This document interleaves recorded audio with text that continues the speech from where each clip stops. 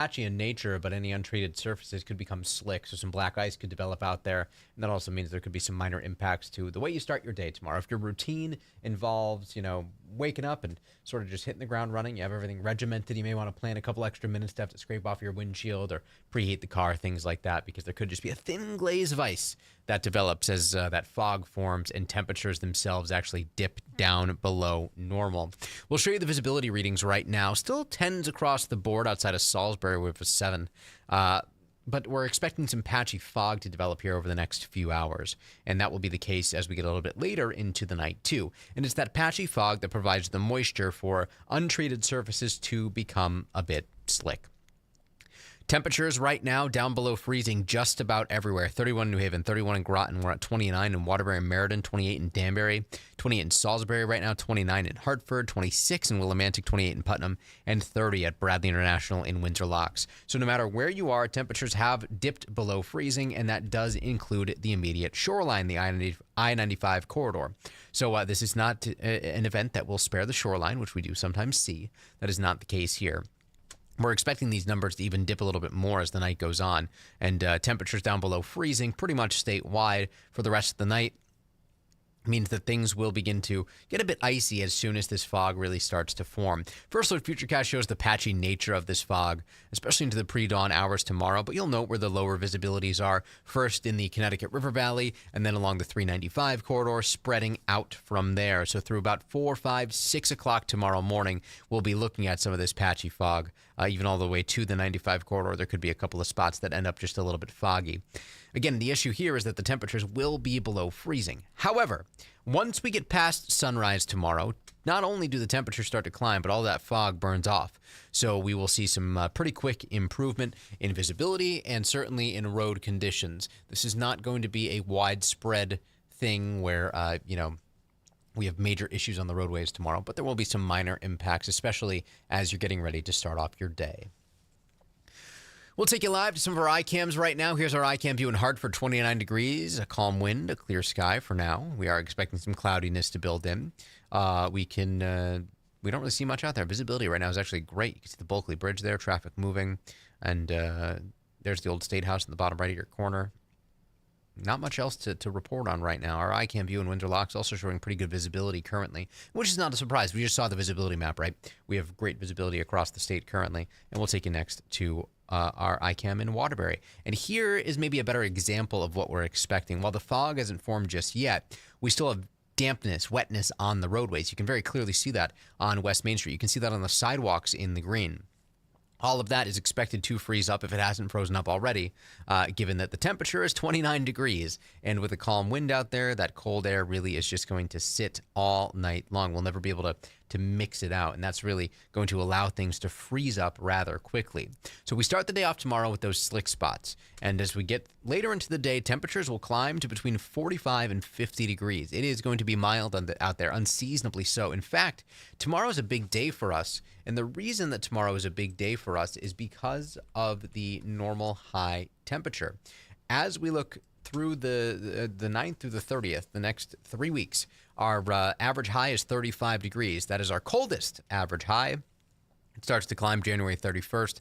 Average high temperature, 40 degrees by February 19th. So when it comes to the climatological normals, or what we might typically expect, the temperatures that we'll see tomorrow will be more similar to, say, early March than the middle of January. But that's where we are. However, if we go back to the planner graphic here, it's not necessarily the temperatures that tell the story for tomorrow, but the icons.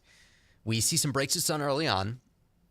The clouds will thicken up, a mostly cloudy sky by the afternoon, and then the shower icons are back by 6 o'clock tomorrow evening. And First Alert Futurecast really shows that shower chance ramping up. So we have high pressure offshore, wind out of the southeast, helping to bring a little bit of moisture back to the state.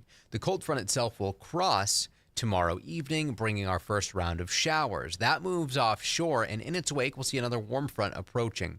By Saturday evening, we're tracking our next round of showers, perhaps steadier rain later Saturday evening there you see here on First Alert Futurecast. And this rain will continue into the overnight hours, and then we'll start to clear things out on Sunday. In fact, we are expecting to see some sunshine on Sunday, which will be nice. Becoming a little bit breezy out there Sunday, too. Temperatures are expected to drop back a bit, going from, say, 47 tomorrow to 44 Saturday to 42 on Sunday. 38 Monday, Tuesday 45, Wednesday 46. Now Thursday, 1 week from today, we're giving you the first alert that some snow could be possible. We'll have to watch that very closely. It's still a week out. A lot can change, but we are just keeping an eye on that time frame. What we can say with maybe a little more certainty is that temperatures will likely drop back below normal or to near normal as we get into the end of next week. So this mild stretch, this January thaw, has an end in sight, and that end arrives on Thursday. Along the shoreline, 49 on Friday, tomorrow 45 Saturday, 44 Sunday. We're back into the upper 30s Monday, mid-40s on Tuesday and Wednesday, and then by Thursday next week along the shoreline, 37 degrees. And as a reminder, our normal high for the Hartford area is 35, so that's about what we were forecasting. As we get closer and approach the midpoint of the month, which is 1 week from today, we're not looking all that impressive when it comes to snowfall. 2 inches so far for the Hartford area. 14.2 is what we would typically see in the month of January. And something that we're missing, at least in the current moment, is the cold air. So while we have shower chances, things are a bit unsettled. It's not going to be in the frozen variety. It's going to be rain showers both tomorrow evening and Saturday evening. But let's take a look at what's happening a little bit longer term. This is the 8 to 14 day outlook here, the 16th through the 22nd of January. And, last week this was showing shades of orange. We are in the relatively warmer period right now, and then it flips back to cold as we approach the second half of the month, get into the second half of the month, the third week of the month. These shades of blue indicate a higher likelihood that temperatures drop back below normal. We don't know how much below normal, just that the pattern will actually flip to start to favor some colder days. So while we are expecting things to be relatively mild for the next 6 days, things will change a week from today. And these warmer days are an outlier if you go back to December and even so far this month. Yesterday, 39 degrees above the normal high of 36. Today, 44. So we were 8 degrees above that. And tomorrow we will be even higher, and then those numbers start to drop back as we progress through next week. Something else that we will certainly do here is add some more green tiles to this calendar. We have a lot of green on here so far. Now, the amounts themselves are really not all that impressive, both for snowfall and for the liquid equivalent of anything frozen or rain. But, we will see at least a better chance at some rain out there starting tomorrow evening, tomorrow night, and again on Saturday. Dew points are going to climb up a little bit too. So with a little bit more moisture in the air, that's going to really help to wash away any of the snow that hasn't melted. We had a big melt day today. Tomorrow we'll see a lot of melting, and that rain tomorrow night and the rain on Saturday will really basically get rid of the rest of the snowpack. There might be a few shaded areas or maybe some parts of the Northwest Hills will be able to hold on to a little bit of the snow, but most of us will be back to just seeing the grass. And if you have pups, it's going to be muddy. It's already muddy out there. And if your dog likes to play in the mud, well, this is your first alert that that's going to be maybe a common issue through the course of the weekend. One final check here, the first alert 7-day forecast with temperatures dropping over the next few days into the upper 30s by Monday. We'll be in the 40s on Tuesday and Wednesday. And then Thursday next week, your first alert to at least the chance for snow showers with temperatures falling back into the 30s. That is high temperatures.